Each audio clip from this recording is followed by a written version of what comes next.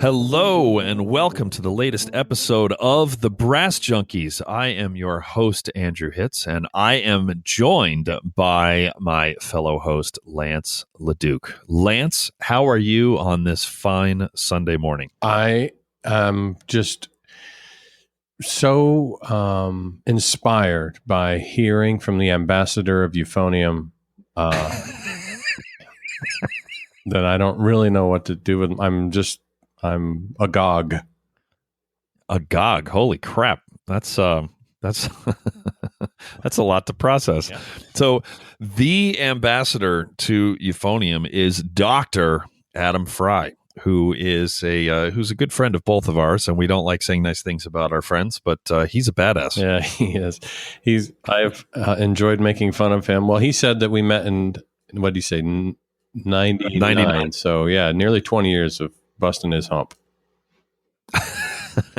Should and send him a plaque. I think that you introduced him to me, I think sometime on the road, and so like within 10 seconds of meeting him, you were busting on him. So that was kind of my introduction to him as well. It was just like, oh, okay, so we so it's like that. Yeah, exactly. Oh, you're one of those. Okay. Yeah, I was like, wait, but he's like phenomenal at what he does and at a whole bunch of things. And you were just kind of like, yeah, it doesn't matter. He's so nice, and he's got a great family, and he does really interesting, good, positive things. And I just give those him are the people that Lance likes to prey on. Yep, that's right. He never preys on people that can fight back. Yeah, what's the point? See, he would make fun of Pat Sheridan all the time, but Pat would take him down. Yeah. So instead, he's like, okay, I'll just make him one of my best friends. It's exhausting. Yep.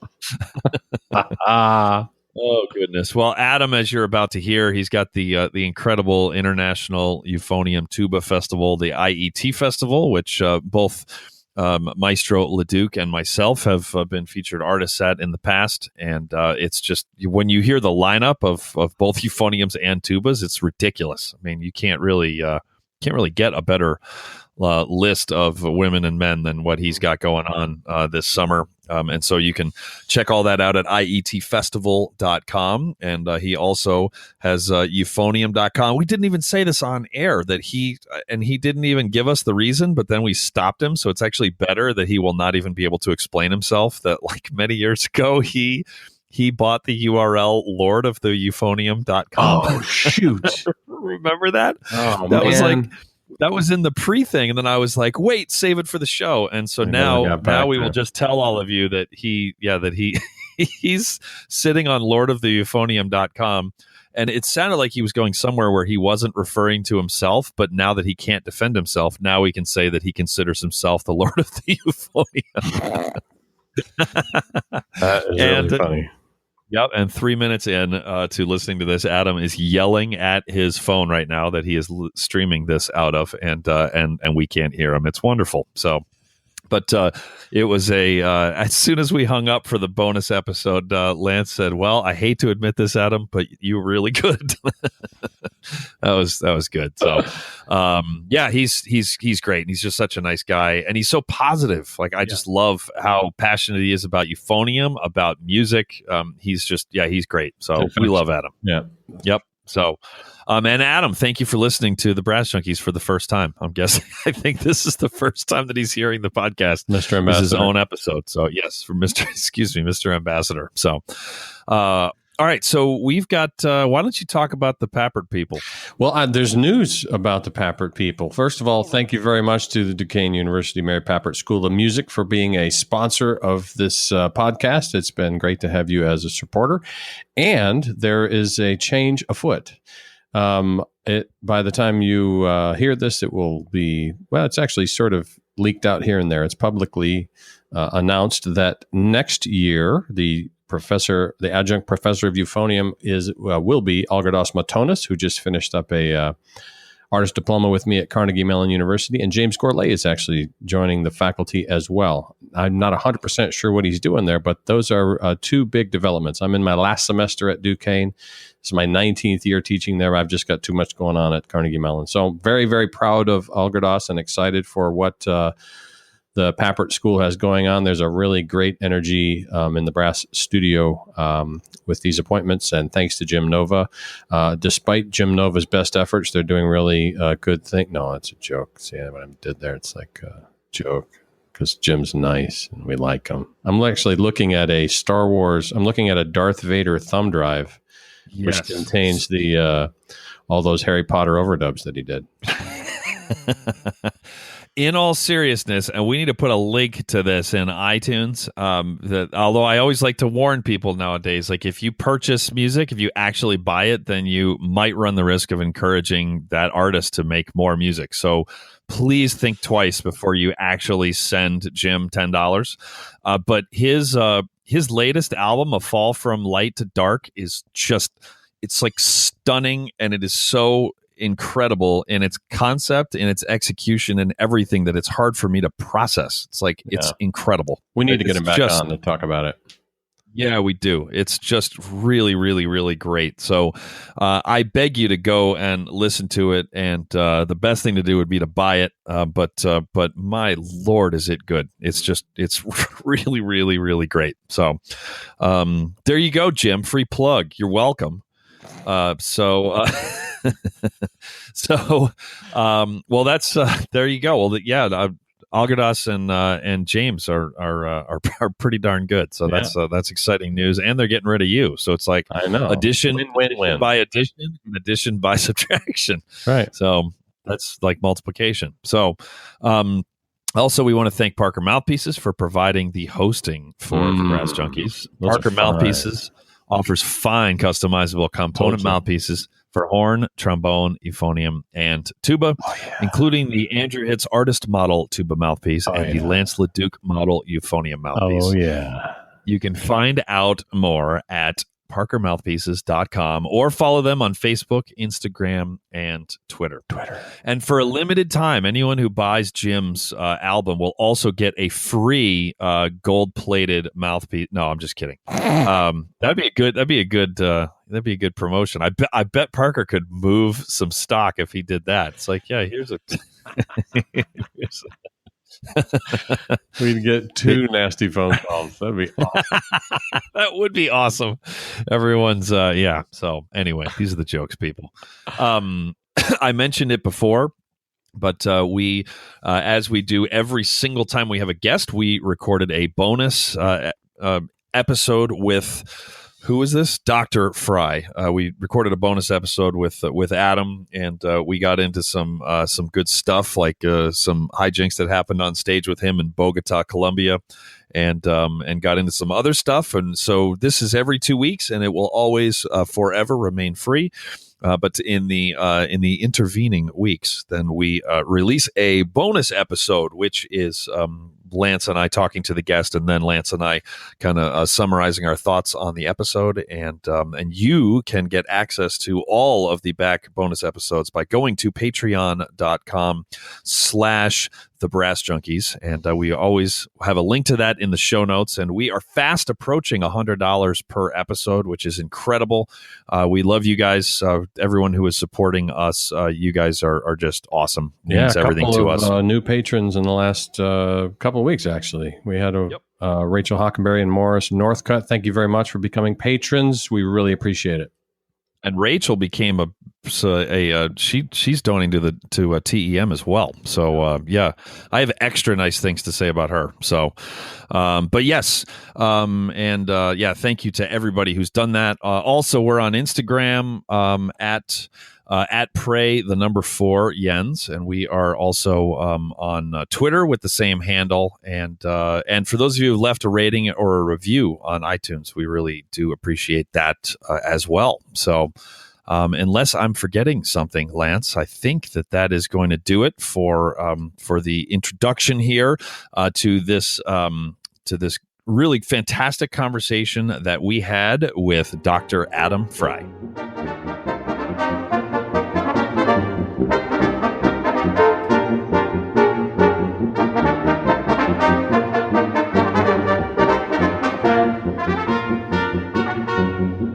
Today on the Brass Junkies, we are joined by Adam Frey. Adam, you play the trombone, right? Exactly. Only when I feel like reverting an evolutionary concept. Wow. Whoa, he came out fired. Drop the nerd bomb early. I like it. I'm going to let you keep No, I do. I like the trombone just fine, but I prefer the euphonium. Jocularity. So, wow, that was like I'm taken aback. He dropped he went full blown euphonium nerd, like 15 seconds exactly. Trombone players are Cro-Magnon. No, that's my go-to joke when people ask me that. So I was ready for that one. Did you say when people ask you that? A little southern twang. Oh, Lance, what's your Lance? What's your go-to euphonium joke? Well, probably the one that I guess the euphonium is derived from the old Greek word euphonos, which means unemployable. Thank you very much. Is this thing on? I'm here all week. You're welcome. I liked how that one used to make audiences uncomfortable, which I always appreciated. So. And I would always try and, whenever he would say that at a college, I would always try and scan the audience first to see like which kid I would think might be offended by that, so I could be watching him when you dropped it. And I'm saying him because it always ended up being a him that I would choose. Not that I was always right, but anyway.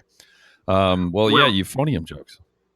Yeah, I remember when Lance told that joke at Midwest, and I was hurting from laughing so hard. So it's a good one. It's not bad. So solid performance.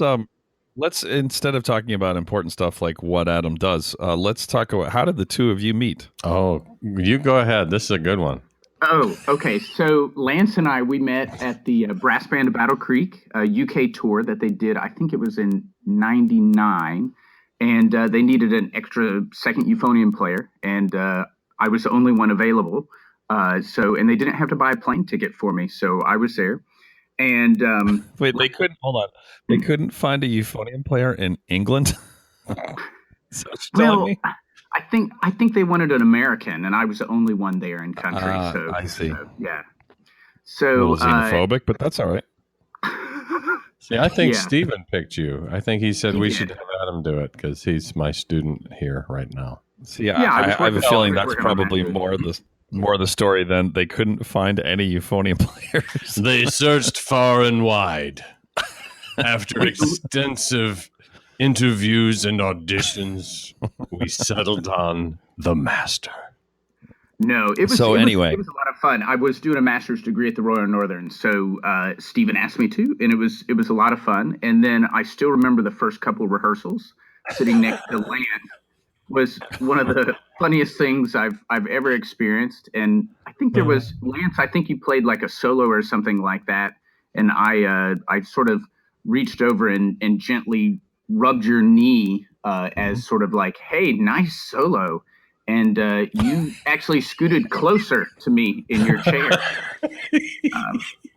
which was a little disconcerting. That's right. If you're going to bring it, you better ready. Where did you grow up that the standard "hey, nice solo" gesture is just to rub someone's knee? Man. I think it was a spontaneous thing because it was such an amazing solo. Normally you shuffle your feet, but this just felt different. I just felt, that Lance deserved that for his quality playing. Mm-hmm. But that was our first meeting, and we also the Badger was playing bass trombone on that tour. Mm-hmm. Oh my gosh, Badger!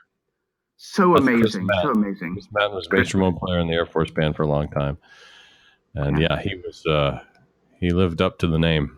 That was when the Badger sort of became the Badger. He had that nickname, but then Pat Sheridan and I took it upon ourselves to indelibly tattoo that to his soul.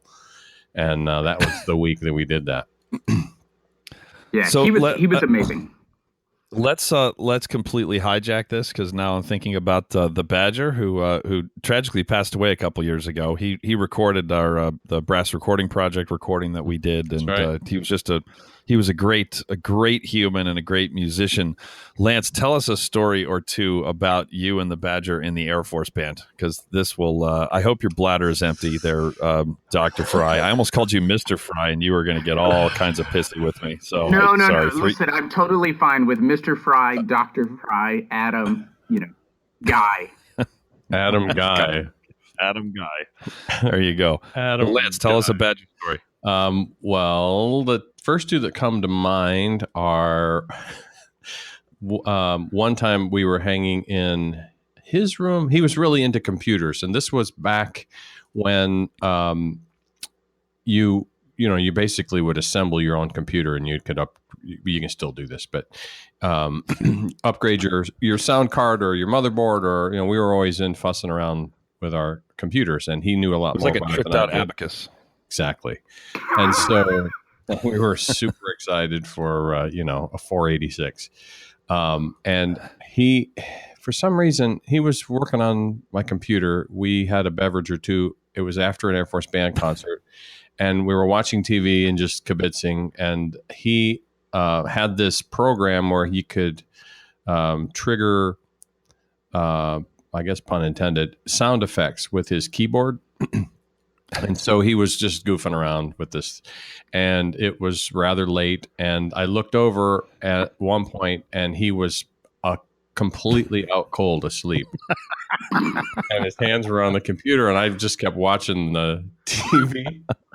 And he flinched, and he hit one of the keys that triggered a gunshot sound.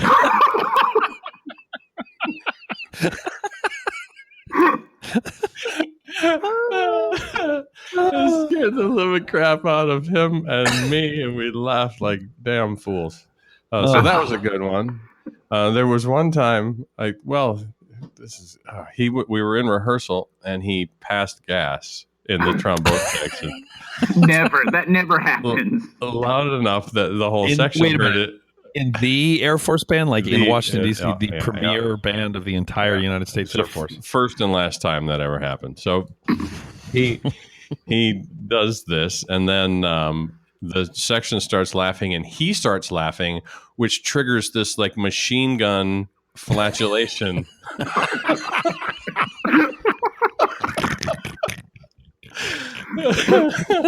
And then the third... So juvenile. He was hanging on by a string, and then the string broke. That's right. The third one was he was my supervisor, and I loved making him nuts, just driving him crazy. Because I knew it was where is the edge between, okay, we're going to have to be called in for a meeting and with my supervisor and all this. So, but we're in a rehearsal, and I'm going to tell this delicately. Things were not going great in this rehearsal. And so the group would start phasing, and I would jump to the losing side to try and kind of bolster their on purpose. Yes. Well, they needed help, and so of course things would just completely fall apart. And Chris would stop doing that. I was like, what are you talking about, man? I don't know what I know you're doing that on purpose. Just don't do it. We'd do it again. And just, over and over. Or we had a couple of officers that were not our favorites. And Chris was like, "Oh, excuse me, sir. Measure 17. Does everybody have a dotted 8/16 rhythm there?" One of these kind of things. And so he would raise his hand, and I would sort of lean down, and I sat right next to him. I'd put my elbows on my knees so that I could say things under my breath while he was talking. And my favorite go-to, he would be asking a question, and I was like, "Kill. Take your pencil up there and stab him in the neck." And he's like, "Oh yeah, so a dotted 8/16. Shut up! Stop saying that. Kill him. Crazy. it to yourself. You owe it to yourself. Oh, golly. Yep. Well, so Adam, was good. Adam, thank you for joining us. That's it. My pleasure. Listen, This week in Badger history right now. The other thing I remember about that trip was that Patrick Sheridan and I had two missions that week. One was to make the Badger, and the other was to give Adam Frey the hardest possible time. We were just awful to you. All I remember, like all day, every day. How do we mess with Adam today? I actually don't remember that. Maybe I was scarred from it, or maybe fearful. But I had a great time on the tour, and just meeting all the great players in the band, and me and you, yes. And then when we did the joint concert, the final concert at the Northern, was it joint concert with Williams Ferry, and we had crazy euphonium baritone section because Dave Thornton was principal euphonium, and then I think we're interviewing soon. Fantastic. And he's coming to camp. Yeah, timing is crazy. That was an amazing week, other than meeting Lance and getting harassed by Pat Sheridan too. Yeah.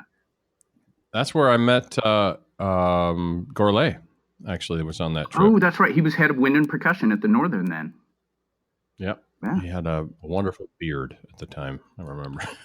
Yeah, did you see the photo that Gourlay posted on Facebook the other day of like him with his motorcycle back in the early 80s? No. It's good stuff.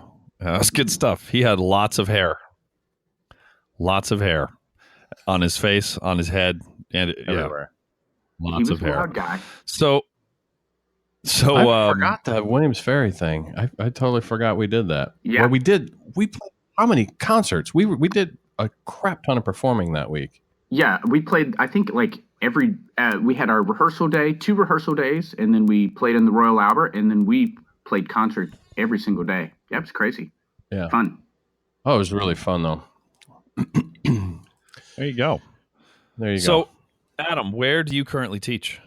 I'm currently teaching at the University of North Georgia. I just started there about a year and a half ago, and I'm teaching low brass and conducting the low brass ensemble and the brass choir. And it's actually the first full-time job that I've had outside of being a euphonium soloist for 20 years. There you go. Wait, euphonium soloist is like a thing? It can be, and something that I've enjoyed being able to do for a while, putting together various different aspects of a career, whether it's doing a little bit of teaching and playing and, organizing. Wow. Hey, wow. If you tried to sell that. If it produces a good paycheck and you have a lot of fun doing it, just all sort of depends. As long as it's legal, then yes, then those 2 boxes are checked, then you're good. I think everything with the euphonium is legal. I don't think there's lots of illegal things happening with euphoniums and euphonium players and stuff, but I could be wrong. Okay. Yeah. We were a little worried when we went to Macau. We just didn't know, exactly what they would allow and what they didn't. But they let Lance do his thing. So that's good. That's good. Yeah, Macau's a beautiful, fantastic place. So, isn't it? I don't know why I just randomly spit out Macau, but yeah, lots of casinos. and yet old, like really old traditional Portuguese architecture, like next to Las Vegas in the middle of Asia. It's we've had some interesting times there. Remember the time, Lance, when we were in a hurry, and so the concert presenter met us, and we got to just walk right around like the immigration because he had a friend. Yeah, we just knew a guy. Just like we were like not actually officially ever in the country. Oh, wow. He was just like, don't worry about it. We're just walking right around. He's like, I know a guy who knows a guy. We're like, cool. And so we just walked in. So yeah, there you go. That's awesome. That's awesome. Yep. So I guess I've officially been to Macau twice, but actually 3 times. So I don't think that one counted. So so tell us about your festival. Yeah. So the International Euphonium Tuba Festival, we're celebrating our 15th anniversary this year. And it's just, really exciting. I think with a lot of great musicians, you have different goals and sort of inspirations and moments of creativity. So, sort of starting a summer camp that was specifically for euphonium and tuba, where we would bring in great artists, to come and work very closely, sort of a little bit of, career planning and also a lot of playing development, but just a hang for a week. And it's just really grown into something, at least what I think is quite fantastic, with the growth of it. And I think we're going to have like over 100 people this year that attend. And wow. Yeah, it's been something that, and my family, rest of my family's not involved in music. So they think it's sort of funny. They call it Euphonium Geek Week behind my back, but I know about it. And that's every week in Dr. Frey's life. it can be. And, I think the nice thing also is to see all the different students from year to year that come back and how much they've changed and matured as players. So it's been a really musically gratifying experience to be able to have that. Well, I was there last year, right? Mm-hmm. Was that when that was? Yeah. And I was there 2 years ago. As much as I like giving you a hard time, that thing was really cool, and the event is very well run, and it's a very familial vibe. Like It's just a very supportive environment, and you feel like you're part of a family when you go to that thing, which is that doesn't normally happen. It doesn't always happen, I should say. So you're doing something right, which just shocks me. I only a very select few things. If you ask my wife, she'll tell you different, just so you know. But the idea of, like you said, making it a lot of fun and where everybody engages. Sometimes other festivals are a little bit too big, or they have a little bit of a competitive vibe to them. And one of the things I really wanted to create was something that didn't have either of those two things, that there's a chance for the artist to really sit down, whether it's at lunch or during the day, talk with the kids and engage with them. And then like the students know each other, when they show up at an iTech or another event, they're like, oh yeah, I know them from IET. And, they sort of have a little bit of a social bond. And that's a cool thing. I think it's something like when we were all students, which was, eons ago, that we didn't necessarily have that. We would only time we would see people would be at auditions or at solo competitions, and everything was a little bit tense then, I think. I felt that way anyway. Maybe everybody just didn't like me. I don't know. Mm-hmm. Yeah. Yeah. Mm-hmm. There's a wide range of socially acceptable reactions, responses to that. And saying, Lance, I tried to set you up for a great joke there. I know you need help sometimes, so I was trying to set you up there with a grand slam. Mm-hmm. Mm-hmm. I cannot tell you how many times Lance has said to me, if Adam Frey would only help me with my comedic timing, then everything, my life would be so much easier. Mm-hmm. I remember 2 years ago when I was there, one of the late night hangs. I was sitting in between David Thornton and Brian Bowman out at dinner, and I had one euphonium student in particular from Gettysburg College who I thought would find that rather amusing. So I texted him, and he was completely freaking out that I was sitting in between those two humans. So. And I felt badly because, it was fine, but I think he would have been a little more excited than I was. Two incredibly nice people. David is Brian is obviously one of the sweetest humans ever, but I know David quite well. He's impossibly nice, all the time. It's kind of bizarre. He's really nice. I say the same thing about you. Well, that doesn't typically happen, right? Well, especially when you play, especially when you play the instrument like he does. It's in David Childs, I guess euphonium players tend to overall be, well, except for Lance, euphonium superstars, if you will, tend to be pretty down to earth. Well, I think it's because the word euphonium comes from the Greek word euphos, which means unemployable. So we have to be nice. I don't get it. There's probably something to the inferiority complex, though. We're just so happy to be invited to the party that we don't want to make a mess.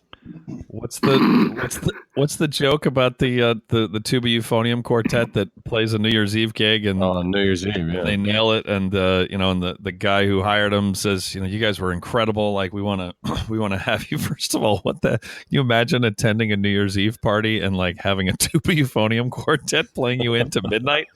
That's like, Marjorie, get your coat. Yeah, exactly. But it's 9:00. I know. And so they nail it, and he says, "You guys are great. I want to book you for next year. If I can book you now." And the leader of the quartet says, "Oh, that's awesome. Do you mind if we keep our horns here?" Thank you, Adam. Get it, Adam? Because they didn't have any gigs for the rest of the year. They wanted to leave their horns there. We should thus comedy. This could be a good segment for us, actually. If Lance explaining not really super funny jokes. That would, in kind of a scolding tone voice. Yeah. Adam, what gave you the inspiration to start this? I mean, I know that you said that this wasn't something that we had, but there's a long ways between it would be nice if we had something like fill in the blank and then actually hosting it and doing it. So how did things get off the ground? Back in 2004, when I was a student, there were a number of summer camp opportunities, but not necessarily anything specifically for euphonium or tuba that were sort of dedicated to that. I mean, there were brass chamber music festivals, but the euphonium sort of always got sort of pushed a little bit aside, because it's not a traditional quintet. And so I thought, okay, well, this will be something great for, both my students in Atlanta, but also, invite, students from outside Atlanta to be involved. And in the first year, Jukka Mulis came over from Finland, and Gail Robertson taught, and Mark Dickman and myself. And we had 14 people, like I mentioned before. And, it was a lot of work. I think I taught 4 master classes, played on 6 concerts, like 14 hours of lessons, and I got paid $73. Fantastic. That's not sustainable, Adam. No, it's not. It's not. But the idea, though, of what it started, and the interesting thing, like out of that first year group was Jamie Lipton, who's at Henderson State University, Chris Buckley, who's now in the U.S. Army Band, Mark Carlson, who's I think he's at St. Mary's College. I can't remember exactly. He's teaching at a small liberal arts school. Yes, he is. And Ryan Black, who's was at Florida State and now freelances in San Francisco. And actually, there was a very young high school gentleman there named Lawrence Terry, who he later went away to study at another school, came back and studied with me, and now he marches in the Commandant's Own in Washington, D.C. So it's a very interesting group of kids that came through. And I'm sure I'm leaving out somebody that was there, but those are a couple of the highlights from that first year. How did you fund it? I had just gotten married to my wife, and I tricked her. She's loaded. No. But doing everything sort of on a shoestring budget, in that first year to just sort of try and make everything happen. And a couple years later, we got a couple grants from the Georgia Council for the Arts. At that point in time, we had free facilities from Emory University. That's changed since then. We didn't have an insurance policy either, but that was 14 years ago. We didn't know, but I didn't know any better at that point in time. So wait, how much did you end up paying when that kid died? We've not had any problems at the camp or anything. Wow, man. Yeah. I would like to officially assert that there have been no issues whatsoever. Yeah. He is fabricating that for humor. Oh, yeah. So no, now you have to have crazy insurance policies, like $3 million and stuff like that. So it's pretty crazy. Wow. So how are you? Is that the continual? Is that still the funding model? Yeah, through the tuition that the students pay, and then we're very fortunate. We've got some different instrument companies that sponsor Also, we started last year a really nice fellowship as to recognize Earl Lauder's many years of service, the Earl Lauder Fellowship, and that helps fund a number of international students to attend.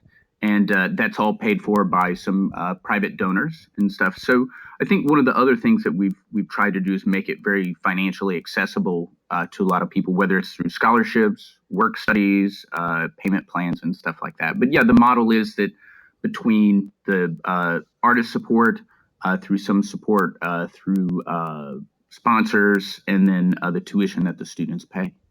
What's the year look like in terms of preparation for the event? Generally, I book artists, the main artist, anywhere between 1 and 4 years in advance. I mean, the really neat thing as this has grown is that I have a lot of people that have come to me and say, "Hey, I'd really like to come and be an artist or perform and teach there because I've heard great things about it." And there's sort of not necessarily like a waiting list, but I've got sort of a plan, 2 to 3 year plan for different artists and things.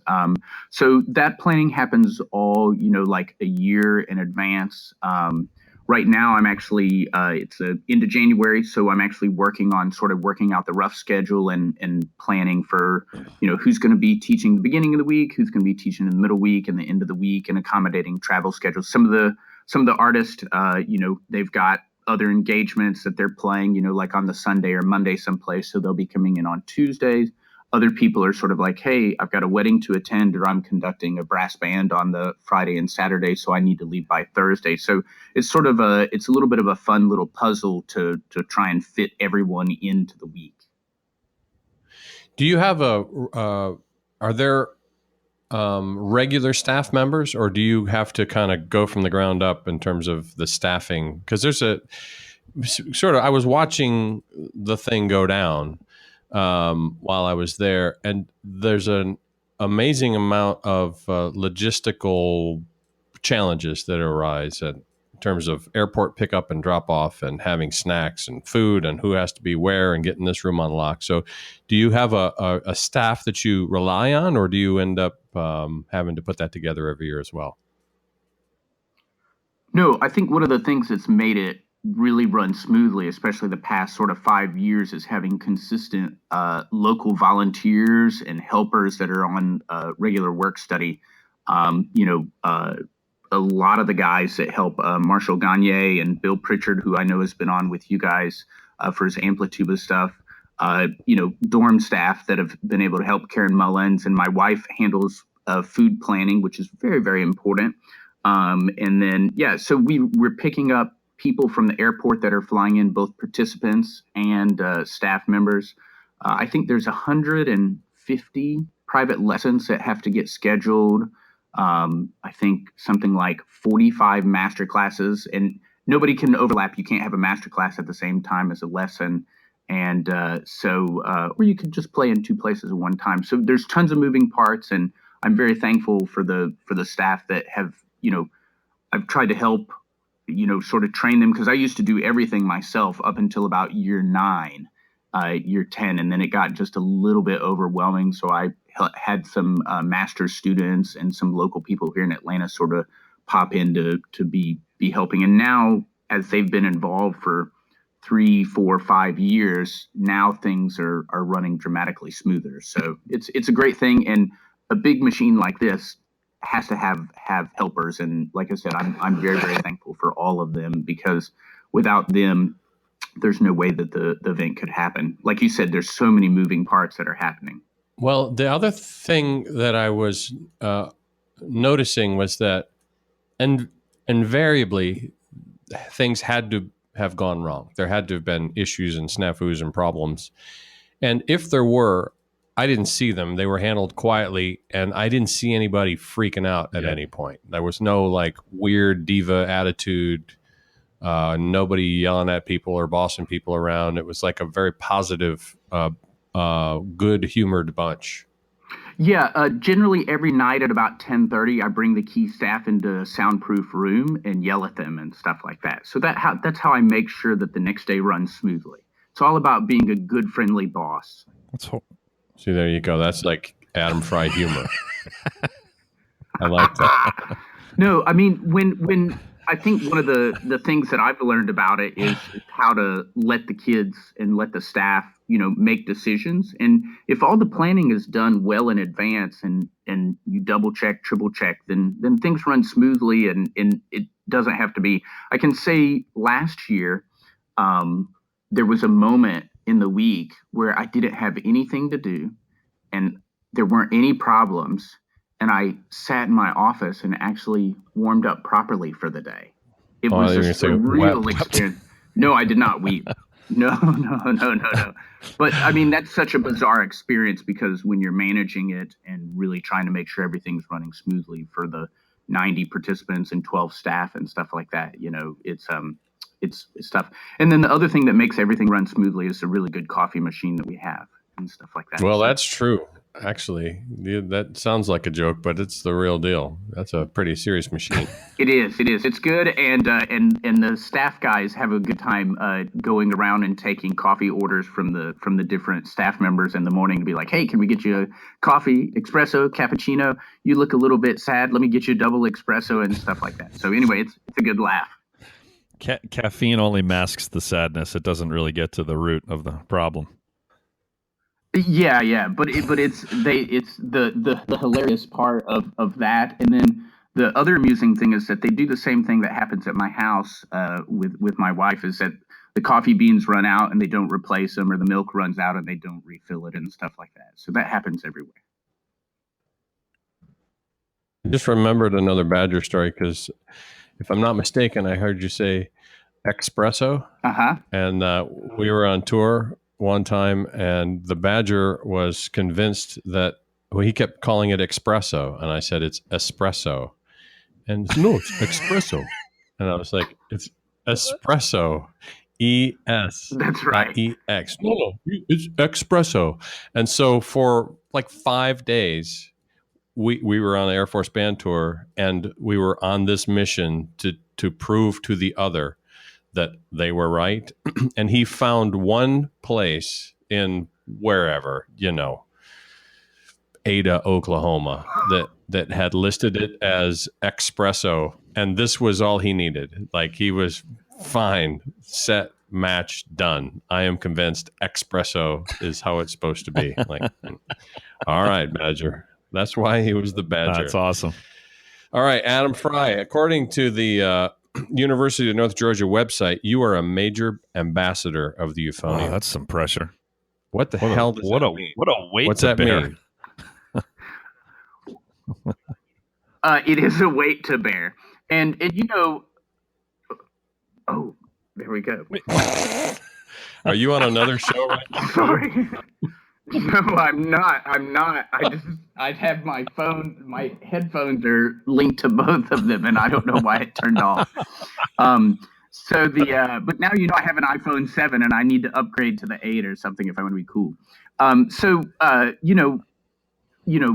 Biographies can be a little bit rich sometimes, but one of the things I try and do, sort of that idea of being an ambassador, is just sort of representing the instrument. And, I've done a lot of commissions of new repertoire, and that's been sort of exciting because a lot of it's been one of the concertos that was written for me was on the finals of Falcone, and they've been used at some of the regional tube euphonium conferences.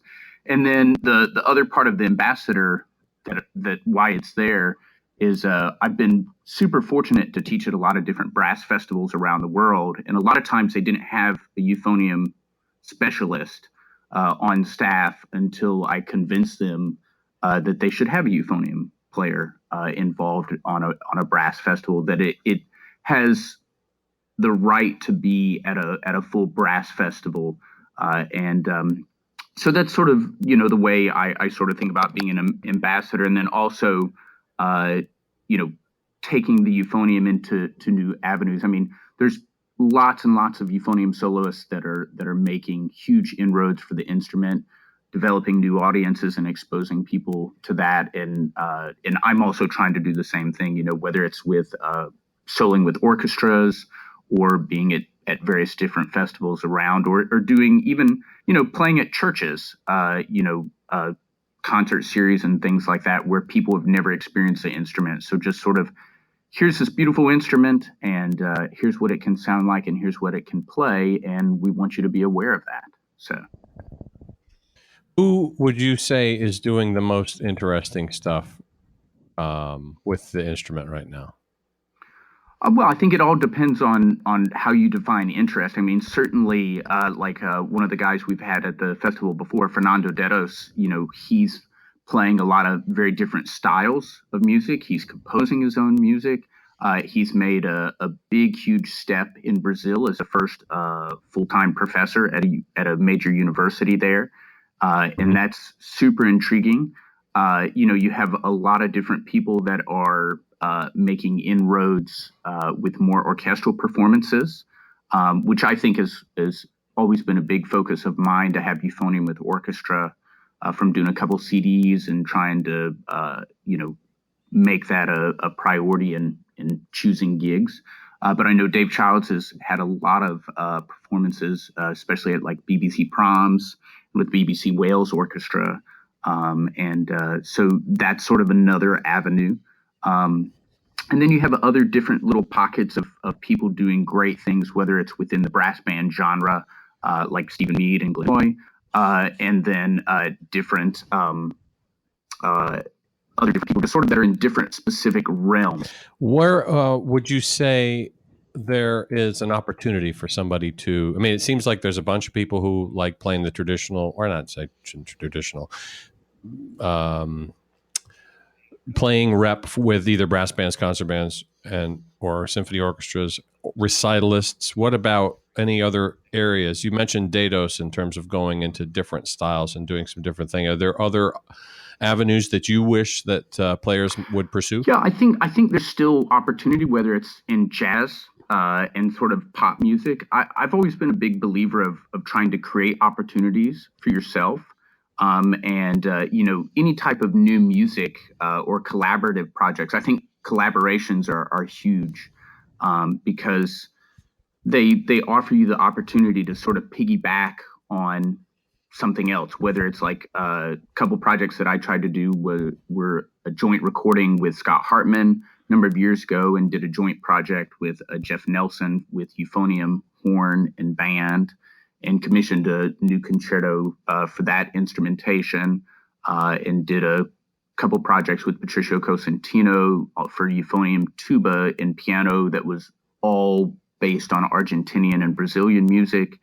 And I think just looking for interesting collaborations that sort of spark a little bit of inspiration and that, expose you to different audiences. I'm fully convinced that there's plenty of work out there for musicians that want to hustle and create something.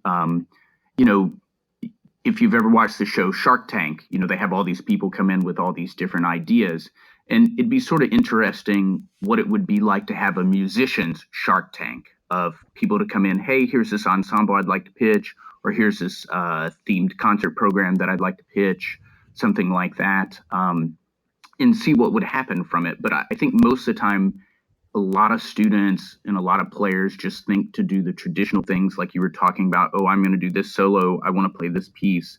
And I'm just going to go the route of doing what's available to me versus creating opportunity. I think, Lance, if you think about what you've done at Carnegie Mellon and at Duquesne of creating things that were attractive to the administration and valid for the students' education. I know at University of North Georgia, when they hired me, they didn't have a low brass ensemble. And I said, hey, we should have one. And they sort of gave me latitude my first semester, like, okay, I don't know what this is going to be like, but we'll let them do it at least for a semester.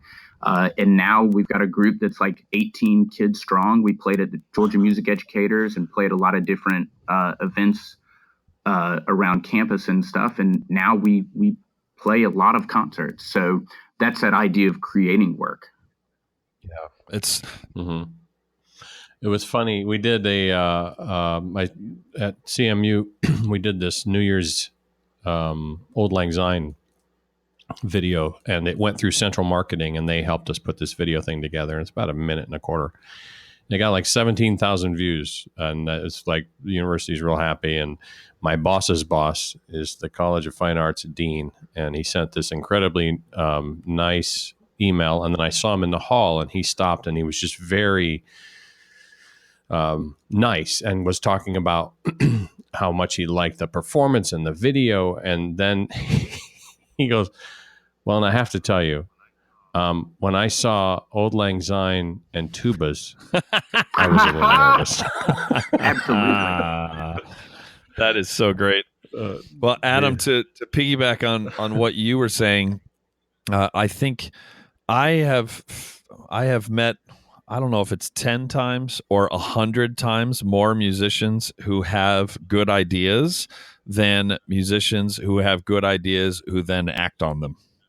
And I think that's really a separating thing. Like you had you recognized that. I bet you were not the first person to realize that there was not a dedicated euphonium, in which you eventually added tuba because you need us, whether you want to realize that or Indeed. not. But euphonium, like a low brass summer camp. I guarantee you that somebody had noticed that before, and I would be willing to bet that a few women and men had even said, we should start something like that, and then just didn't for any number of reasons. And you actually did it, and you worked way too hard, and you made $73. I bet you're rounding up to, I bet it was more like 65, and you're just being generous.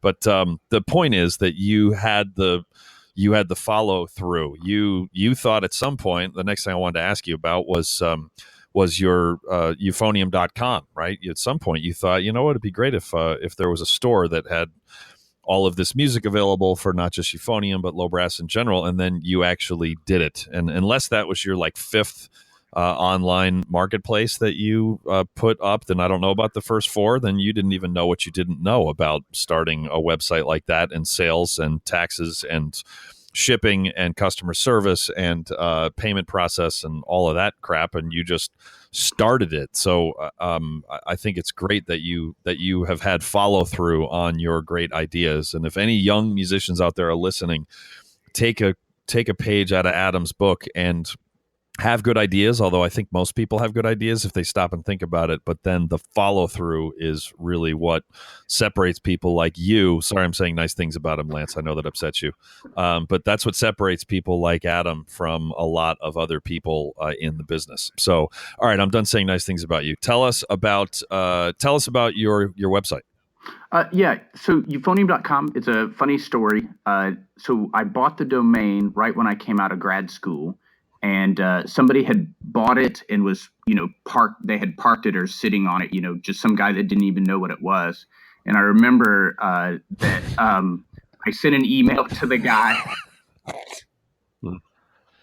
I'm going to get rich on this thing I've never heard of. Yeah. Well, and so I sent him an email, and he sent me back. He said, if you want to buy this website, it's going to be $2,500. And I was like, that's not going to work for me. So I sent back an email and said, I'll give you $1,000 for it. And I thought maybe I'll meet in the middle at like 1,500 or something. This is going to be my career. I should do this. But I was a poor college student at that point in time. And the guy wrote back in like 5 minutes. He said, absolutely, here's the paperwork. So he was very enthused to sell it. And that's the best $1,000 I ever made. Yeah. Well, it was probably a long time coming for him to get it. He's probably like, oh my God, I bought this domain. I've been paying annual fees, and I don't even know what the hell the thing is. See, Lance just made a joke that he was the guy that was. Yeah, he said that's the best $1,000 I turned it around. It was like he was the guy that you were emailing with. Yeah. I totally missed that. Oh, I'm sorry. I do. They surgically, when you get your third college degree, they surgically remove your sense of humor as a result of the dissertation process. So I do feel a lot more serious after that. After being a doctor, it's like, oh my God. Why don't you tell the people, so we can all groan? Tell the people your license plate. My old license plate was Mr. EUPH. And so Mr. Youth, because I am a complete geek. And then when I finished my doctorate, I upgraded to Dr. EUPH. Now, I want you to know. It's so straight. I can't believe that wasn't taken. I just can't believe it. Yeah. Well, at least in Georgia. Well, the big thing is I did, when I mentioned and moved to Dr. Youth, I did have a couple people ask me, does this mean Mr. Youth is available? So people are watching. Man. You have found pinch me. Oh, I know. Best Adam Frey, you have I found ever your made. niche. You have found your people. Indeed. Oh, goodness. So anyway, sorry. Please continue your story before Lance told a joke and then you stepped on it and then I mansplained it to you. So yeah, continue. But the store at euphonium.com started out just with a couple little special things that I imported for people, because they kept sending me emails. Hey, where can I buy this music for Euphonium? Nobody here sells it. And I was like, oh, well, I guess I could sell it. So I got a couple, sort of specialty items, and then plus the arrangements that I made for my first CD and stuff. And then it's just grown. So now I think it's like 600 titles with lots of officially sanctioned free PDF samples and MP3 files, and a lot of things that are euphonium that you can't find anyplace else. And one of the things, it's a side business for me. So we use a lot of the money that's what little money there is made on that, because sheet music sales are not what they used to be. We use them to commission new pieces and fund scholarships for IET, actually, for the summer camp. And I feel good because I know a lot of music businesses that sell music as their primary business are, not doing great right now because sales are down. Thankfully, it's just a side avenue that's always been there to fund creative projects. Brian Bowman told me one time after my first CD project that he said, basically you're not going to make a lot of money, if any money, on this, but it'll sort of fund your other little creative projects. And that's sort of been both from the CDs and the music and the website that they have helped fund new commissions and scholarships for other kids to be involved in the summer program. So it's nice to do, and I think it's a great service to our community that they can find lots of euphonium stuff all in one place. Very cool. Who deals with the order fulfillment and returns and all that stuff? I have. Do you outsource that? Actually, one of my former students who's freelance here in Atlanta, Jason Casanova, he does it sort of as part of his side business. He's teaching at Georgia State and Jacksonville State and Kennesaw State now. So he's getting busy, but he's been super, super helpful to manage that and do those things for me. And it's, I still help a little bit, but he's the main guy that does it. Yeah. Very cool. So should we ask him about Jens, Lance? It's so tragic. I think we probably should. Our dear friend, my favorite part about this is that people who are listening to the show for the first time, like, Adam would be if he were listening to this episode. I love how you name dropped about like a dozen people who we've interviewed on the show, by the way. Yeah, like a lot of. Yeah, thank you for that. Yeah, thank you for that. But anyway, no problem. As Adam knows, because he's listened to all 78 episodes of the Brass Junkies to date, we do we ask every guest, because our dear friend Jens Lindemann, trumpet superstar, Canadian national treasure, and a diehard hockey fan, Jens Lindemann has. He's been going through some chop problems, and so what we're wondering is if you could offer him. We understand you just actually ran into him. Is that true? Yes, on Monday I was out at UCLA. Like with your car? My car. That'd be great. What were you doing at UCLA? Just teaching a master class and working with a couple of students out there for the day. There you go. So what advice would you give to, perhaps you even gave Jens this advice and encouragement face to face just a few days ago, but what advice would you give to him in this very trying time? I think it's so important for him to focus on the positive and really see himself succeeding as a trumpet player. If you really take the time to envision what success could be, then I think he can be that. And so having that positive vision, I think, is very important for him to understand what his great potential can be. Yeah. I like how creepy you sound right That's now. the doctor. That's the doctor coming out. Yes. I could hear him. I could hear you leaning towards the mic. Actually, your voice didn't get louder. I could just hear your body language shifted. So really, that's it. It's just like this frou, like just be positive, and that's it. I think I can. For a man like Jens, well, maybe a martini plus positive thought. I think that could help him. Martini plus positive thought. Yeah, because actually, but generally speaking, whenever people are in a really dark place, when they add alcohol, usually just turns that right around. It's like totally just. I think I can. I drink. I can. I think I can. I drink. I can. No. So, well, there you go. So, Jens, you just need to be more positive. So, yes, exactly. Positive drunk. Not drunk. Now, the reason I mentioned that, they have a really cool faculty campus center at UCLA that's right across from the music department. So he was kind enough to take me over there right before the class and stuff. I only had an honest tea. I did not have a beverage of alcoholic content before my class. Like, wait, are you really telling us you had a martini before your class? I did not have a martini. Wasn't it at 11 a.m.? No. 6:30 p.m. 6:30. One martini is not enough. 2 martinis is too many. 3 martinis. That's a good one. Enough. Well, yeah. Larry Miller. He's pretty funny. All right, so I think that about does it. Lance, do we have anything else that we need to ask this beautiful human that we have on the line here before we go over to the bonus episode?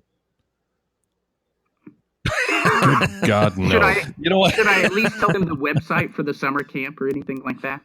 Please. Yes. Sorry. I meant to. Yeah, we would have thrown that in the intro afterwards. But yes, where can people find out more about the International Euphonium Tuba Festival? The website's just like geek.com. Yeah. Just ietfestival.com. Yeah. And we've got a great lineup. Oystein Bodsvik, Brian Bowman, Zach Collins, Richard Demme going to do a recital of historic instruments. Tormod Flatten, James Gourlay, Joanna Hersey, Yuka Mullis, Thomas Rudy, Dave Thorne, Aaron Tyndall, and I think we're going to have a special appearance by Alan Baer as well. There you go.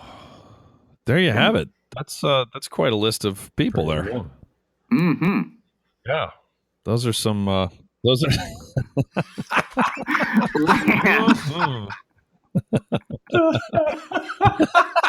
Oh man. Well, I don't.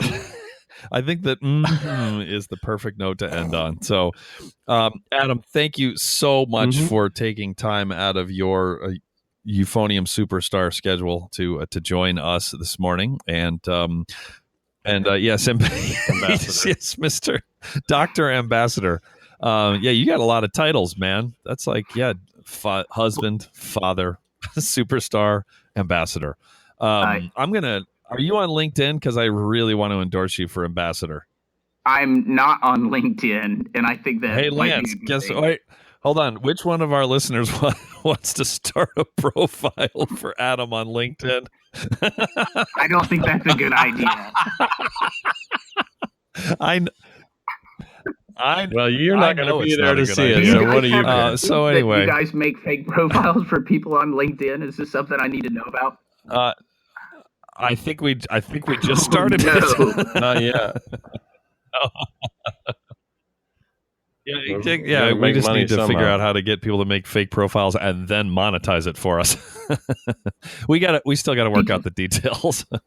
All right. Well, hang on, Adam, as we're gonna ask you more probing questions in the bonus episode, which is for our Patreon patrons only. we always laugh hysterically during that. So hang on. And that is going to do it for another episode of The Brass Junkies. You've been listening to The Brass Junkies on the Pedal Note Media Podcast Network. If you would like to help support the podcast in order to make more episodes like this one possible, please visit pedalnotemedia.com/donate for more details. Also, be sure to check out our latest recording, The Brass Recording Project, at brassrecordingproject.com.